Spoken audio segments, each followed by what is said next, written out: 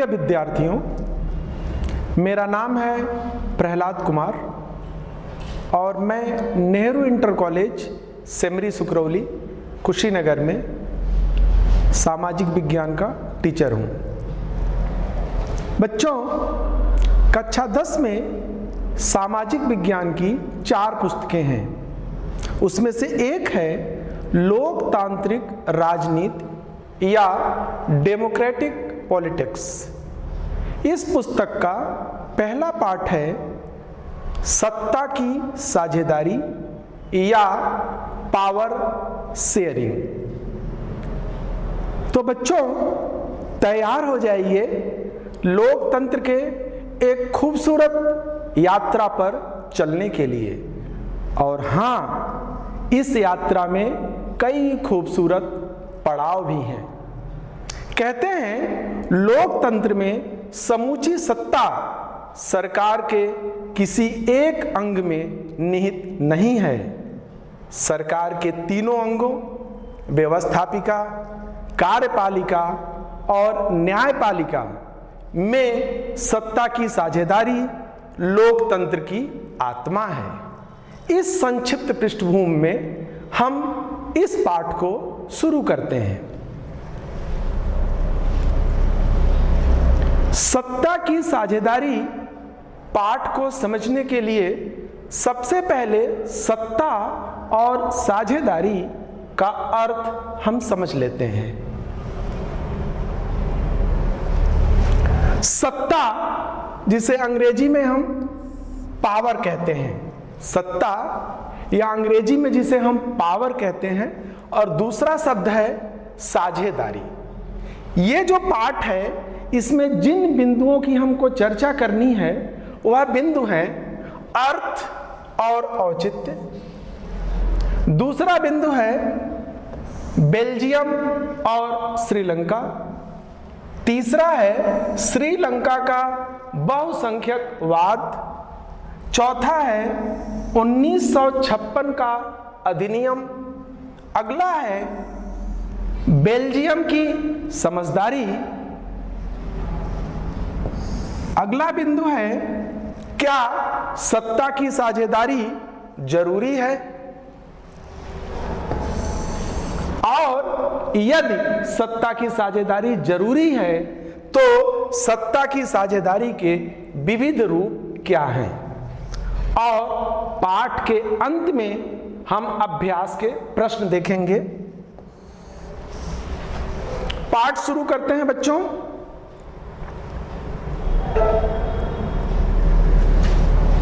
सत्ता की साझेदारी, अर्थ और औचित्य। सत्ता की साझेदारी में 2 शब्द हैं, सत्ता और साझेदारी। सत्ता या पावर, लोकतंत्र में सत्ता शासकों को प्राप्त राज्य की विधिक और औचित्यपूर्ण शक्ति है जिसका स्रोत जनता है।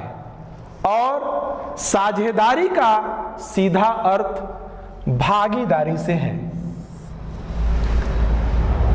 अब सत्ता की साझेदारी का औचित्य क्या है? वस्तुतः सत्ता की साझेदारी लोकतंत्र का मूल मंत्र है।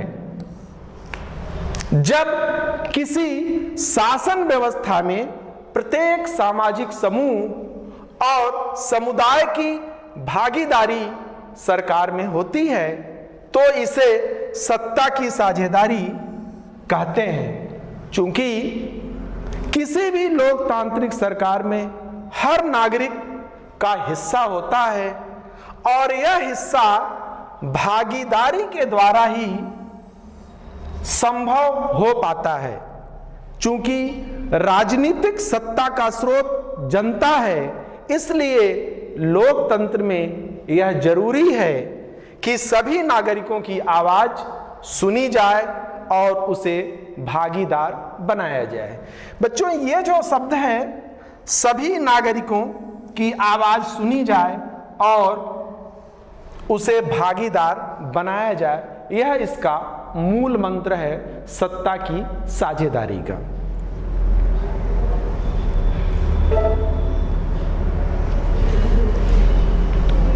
प्यारे बच्चों, प्रभुत्व स्थापित करना मानव का स्वभाव रहा है, लेकिन सभ्यता के नियमन के साथ जैसे ही इसका विकास होता गया, वैसे ही यह एक सुंदर पड़ाव पर पहुंचकर लोकतंत्र में रच बस गया।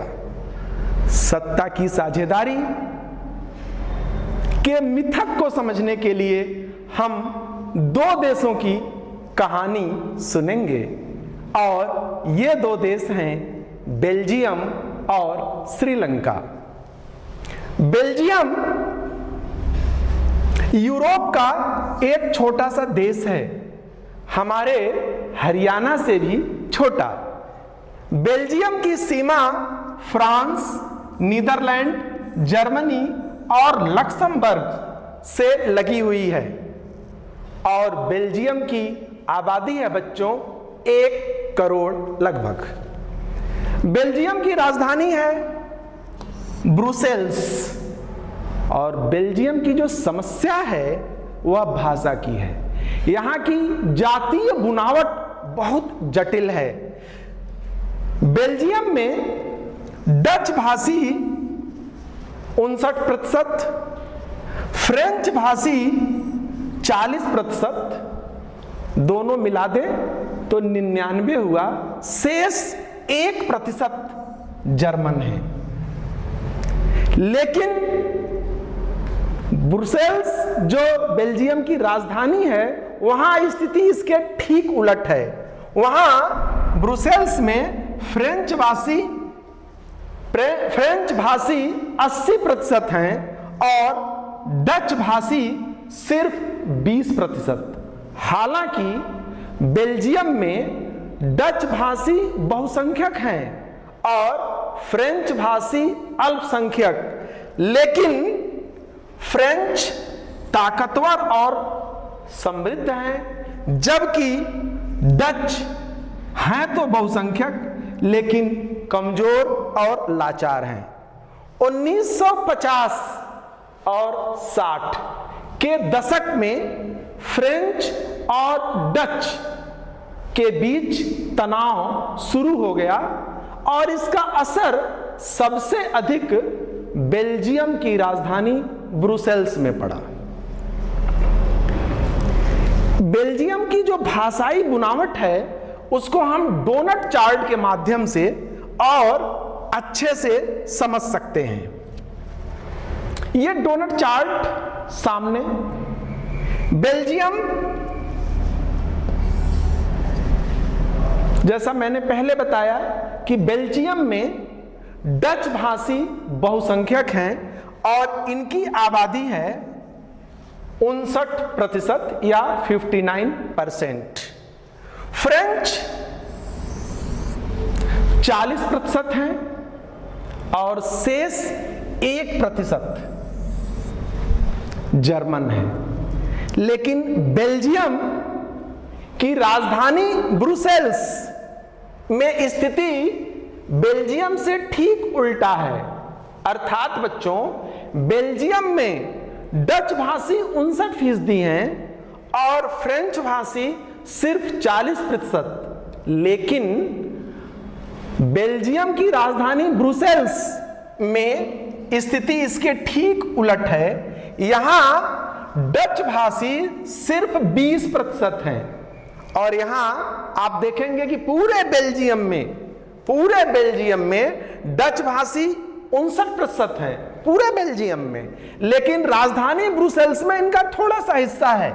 ये देखिए जो मस्टर्ड कलर से हम दिखा रहे हैं, सिर्फ 20%। यहां मस्टर्ड कलर में देखिए, यहां डच आधे से अधिक, लगभग ये आधे से अधिक 59%, और यहां राजधानी में ये मस्टर्ड कलर में दिख रहा है सिर्फ 20%, और इस फ्रेंच यहां 80% हैं राजधानी में। वे फ्रेंच जो पूरे बेल्जियम में सिर्फ 40% हैं, ये नीले रंग से हम देख रहे हैं इस डोनट चार्ट में। लेकिन ब्रुसेल्स में 40 के ठीक दूना 80% इनकी संख्या है। ये जातीय बुनावट है बेल्जियम में। अब बेल्जियम की तुलना हम एक दूसरे देश श्रीलंका से करते हैं। आइए बच्चों देखते हैं श्रीलंका में क्या स्थिति है।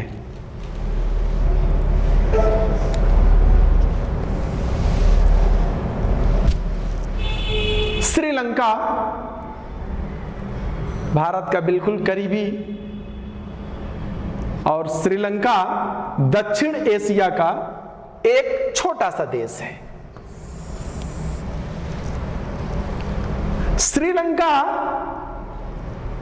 1948 में स्वतंत्र हुआ और जैसा बच्चों आपको याद होगा कि भारत उसके ठीक एक साल पहले 1947 में आजाद हुआ, अगस्त महीने की 15 तारीख को। श्रीलंका की राजधानी है कोलंबो, बिल्कुल आपको याद होगा, और श्रीलंका की आबादी है लगभग 2 करोड़। श्रीलंका की आबादी है 2 करोड़, जहां बेल्जियम की आबादी लगभग 1 करोड़ थी, श्रीलंका की आबादी लगभग 2 करोड़ है। श्रीलंका में जो जातीय विभाजन है उसको जरा हम देखते हैं। श्रीलंका में जो सिंहली हैं वह 74%, 74% हैं, जो श्रीलंका के मूल निवासी हैं। तमिल 18% है श्रीलंका में, और ईसाई 7% हैं। सिंहली जो 74% हैं, इसमें से अधिकांश बौद्ध धर्म के उपासक हैं। तमिल 18% हैं, इसमें हिंदू और मुसलमान दोनों हैं, और ये ईसाई हैं जो 7% हैं। चूंकि श्रीलंका में 74% सिंहली हैं, इसलिए श्रीलंका में सिंहलियों का दबदबा है।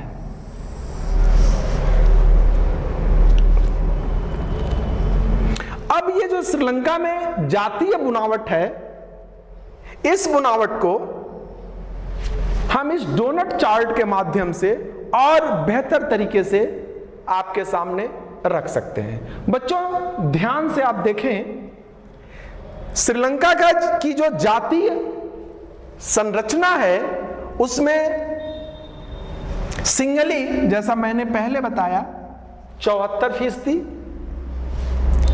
क्रिश्चियन ये येलो में है 7%, जो तमिल हैं ये तमिल 18% हैं पूरे जनसंख्या का श्रीलंका में। सिंहली 74% हैं जो श्रीलंका के मूल निवासी हैं। ये तमिल 18% हैं, ईसाई 7% हैं, और अन्य 1% हैं। बच्चों ये जो तमिल हैं 18%, इनके 2 उप समूह हैं। अब इनके 2 उप समूह को भी हम देखते हैं। तमिलों का जो 2 उप समूह है उसमें 87% तमिल भारतीय मूल के हैं और शेष 13% श्रीलंकाई तमिल हैं। ये जातीय बुनावट है श्रीलंका का। अब देखते हैं बच्चों कि इसके आगे क्या होता है।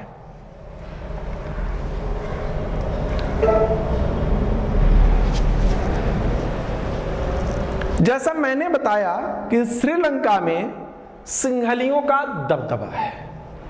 सिंहलियों ने अपने बहुसंख्यक होने का फायदा उठाते हुए 1956 में एक कानून बनाया। इस कानून की जो खास बातें थी वह इस प्रकार थी। पहला, सिंहली एकमात्र राजभाषा होगी श्रीलंका में। दूसरी बात, सरकारी नौकरी में सिंहलियों को प्राथमिकता दी जाएगी। तीसरी बात, बौद्ध धर्म को संरक्षण दिया जाएगा। ये तीन बातें 1956 के कानून में पास की गई। सिंहलियों के दबाव में सरकार ने 1956 का कानून बनाया और ये तीन बातें उस कानून में बताई गई। अब ये जो तीन बातें थी कि सिंहली राजभाषा होगी, शिक्षा और नौकरी में उनको प्राथमिकता दिया जाएगा और बौद्ध धर्म का संरक्षण होगा। ये स्थिति जब तमिल सुने और देखे तो तमिलों के बीच नाराजगी बढ़ गई। तमिलों ने अपने नाराजगी को प्रकट करने के लिए एक नया मंच बनाया, एक नया प्लेटफॉर्म बनाया, अर्थात एक राजनीतिक पार्टी बनाई। और इस मंच से तमिलों ने दो मांगे रखी। पहला, तमिल को राजभाषा बनाया जाए। इसके पहले सिंहली राजभाषा हो चुकी है। सिंहलियों के ने बहुसंख्यक होने का फायदा उठाते हुए दबाव में राजभाषा घोषित करवा लिया 1956 के कानून के द्वारा। इससे तमिलों में नाराजगी बढ़ रही है, उनको अच्छा बिल्कुल नहीं लग रहा है और उन्होंने अपनी डिमांड्स रखी, दो मांगे रखी। पहला कि तमिल को राजभाषा बनाया जाए और दूसरी मांग शिक्षा और रोजगार में समान अवसर तमिलों को मिले। शिक्षा और रोजगार में समान अवसर तमिलों को मिले। ये दो मांगे तमिलों ने अपने मंच से सरकार के समक्ष रखी। क्या हुआ बच्चों? जब तमिलों ने अपनी ये दो मांगे, पहला कि तमिल को राजभाषा बनाया जाए और दूसरा शिक्षा और रोजगार के मामले में समान अवसर दिया जाए, तो प्रतिक्रिया क्या हुई सरकार के समक्ष? जब ये दो मांगे उन्होंने रखी, सरकार ने तमिलों के मांगों को अनसुना कर दिया। जब अनसुना हो गया तब तमिलों में नाराजगी बढ़ी, गुस्सा बढ़ गया उनके अंदर और तमिलों ने एक उग्र संगठन बनाया और उसका नाम दिया लिट्टे। ये शब्द है LITTE। ये लिट्टे बना, एक उग्र संगठन बना और इस लिट्टे का फुल फॉर्म है liberation tigers of Tamil Eelam. अब इस उग्र संगठन लिट्टे के बैनर तले तमिलों ने युद्ध शुरू कर दिया और धीरे धीरे स्थिति इतनी खराब हो गई कि श्रीलंका में गृह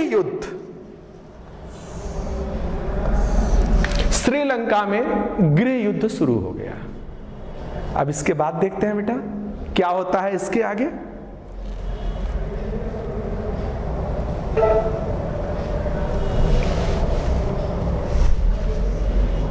अब हम पुनः बेल्जियम चलते हैं। अब बेल्जियम में क्या होता है?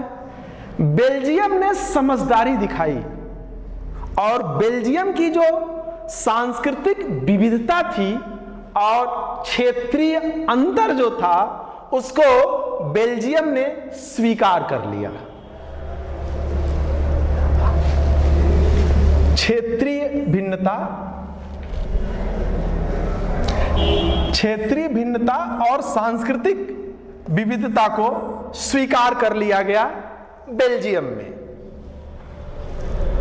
1970 और 93 के बीच बेल्जियम के संविधान में 4 संशोधन किए गए और इस संशोधनों का जो उद्देश्य था कि सबको बराबरी का हक दिया जाए और बेल्जियम में सभी मिलजुल कर रह सके।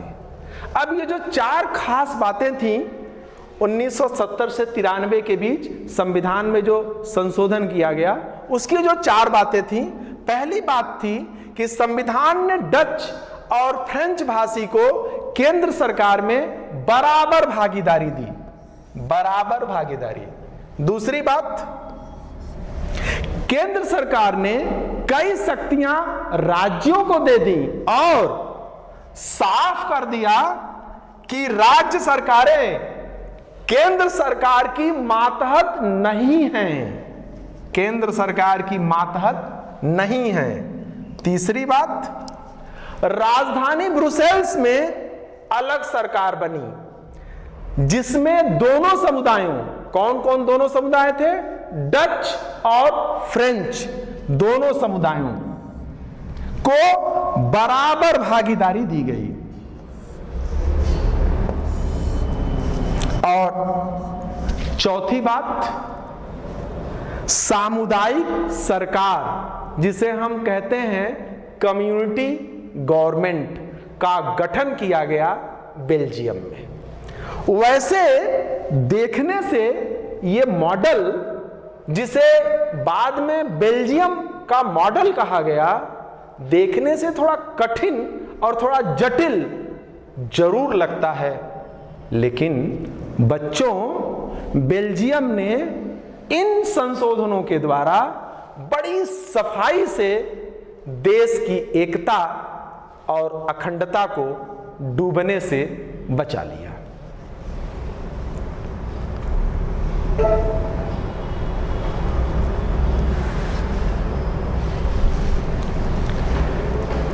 बच्चों, अब प्रश्न उठता है कि क्या सत्ता की साझेदारी जरूरी है? दो उदाहरण आपके सामने रखे गए। पहला उदाहरण था बेल्जियम में।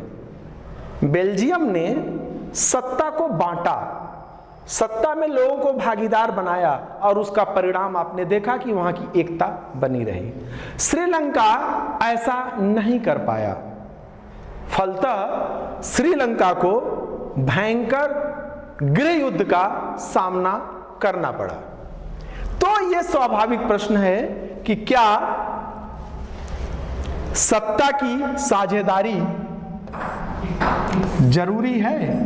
यह महत्वपूर्ण प्रश्न है। हमारा अनुभव तो इसके पक्ष में खड़ा होता है, जिसके कई कारण हैं। पहला, सत्ता की साझेदारी लोकतंत्र की आत्मा है। दूसरा, टकराव की संभावना कम हो जाती है।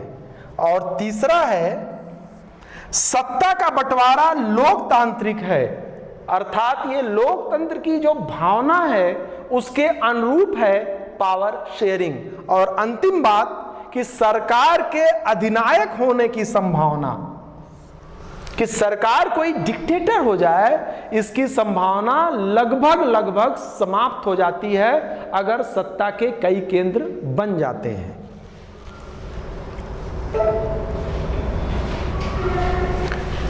अब बच्चों ये प्रश्न है कि यदि सत्ता की साझेदारी जरूरी है तो इसको क्या इसके रूप हो सकते हैं, क्या इसका स्वरूप हो सकता है, कैसे इसको बांटा जा सकता है, हम पावर को कैसे बांट सकते हैं? अर्थात मुख्य प्रश्न है कि सत्ता के साझेदारी के रूप क्या हैं।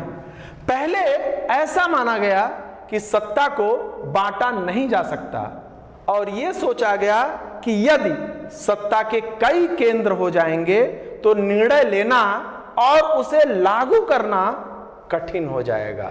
लेकिन बाद में यह महसूस किया गया कि ऐसा नहीं है। लोकतंत्र में सत्ता को यकीनन बांटा जाना चाहिए। आधुनिक लोकतंत्र में सत्ता की साझेदारी के कई रूप हैं जो निम्नलिखित हैं। पहला, सत्ता सरकार के अंग। मैंने पहले बताया सरकार के 3 अंग होते हैं, व्यवस्थापिका, कार्यपालिका और न्यायपालिका।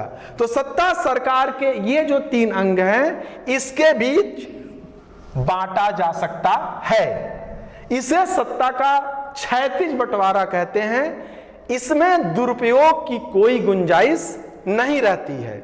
दूसरा रूप हो सकता है कि सरकार के विभिन्न स्तर, जो केंद्र सरकार है, फिर राज्य सरकार है, और सबसे नीचे जो स्थानीय स्वशासन है, लोकल सेल्फ गवर्नमेंट है, उसके बीच भी सत्ता को बांटा जा सकता है। और तीसरा रूप है सत्ता को विभिन्न सामाजिक समूहों, जो विभिन्न सोशल ग्रुप्स हैं, उनके बीच भी सत्ता साझा की जा सकती है। बेल्जियम की सामुदायिक सरकार इसका सुंदर उदाहरण है। हमारे देश भारत में संविधान में भी इस भावना को पूरा करने के लिए संविधान निर्माताओं ने वंचितों और सामाजिक रूप से पिछड़े वर्गों के लिए संसद और विधानसभाओं में कुछ सीटें आरक्षित की हैं।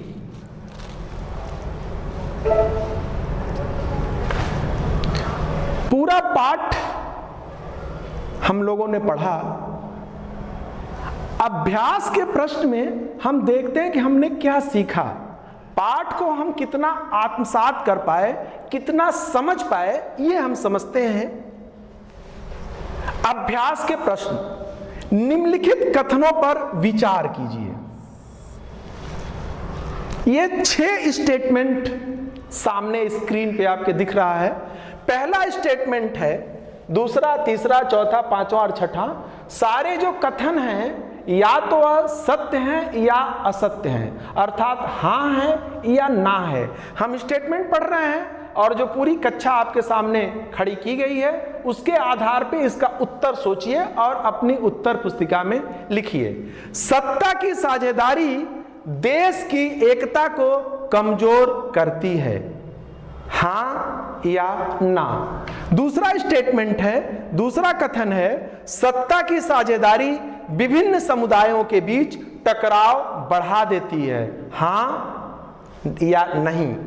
तीसरा, बेल्जियम में डच भाषी बहुसंख्यकों ने फ्रेंच भाषी अल्पसंख्यकों पर अपना प्रभुत्व जमाने का प्रयास किया, हाँ या नहीं। चौथा कथन है, सत्ता की साझेदारी विविधताओं को समेट लेती है, हाँ या नहीं। पांचवा स्टेटमेंट है, श्रीलंका में सरकार की नीतियों ने सिंहली भाषी बहुसंख्यकों का प्रभुत्व बनाए रखने का प्रयास किया, हाँ या नहीं। और अंतिम कथन है, गठबंधन सरकार, आप अखबारों में, टेलीविजन में सुनते होंगे, गठबंधन सरकार में कई दलों के बीच सत्ता की साझेदारी होती है, हाँ या नहीं। बच्चों, इन कथनों पे विचार करिए और इसके उत्तर अपनी उत्तर पुस्तिका में लिखिए। हमने एक विस्तृत उत्तरीय प्रश्न भी आपके सामने हम रख रहे हैं। आधुनिक लोकतांत्रिक व्यवस्थाओं में सत्ता की साझेदारी के तरीकों की व्याख्या कीजिए। आधुनिक लोकतांत्रिक व्यवस्थाओं में सत्ता की साझेदारी के तरीकों या रूपों की व्याख्या कीजिए।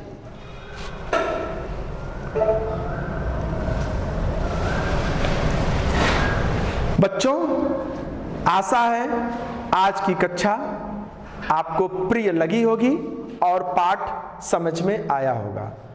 बहुत बहुत धन्यवाद।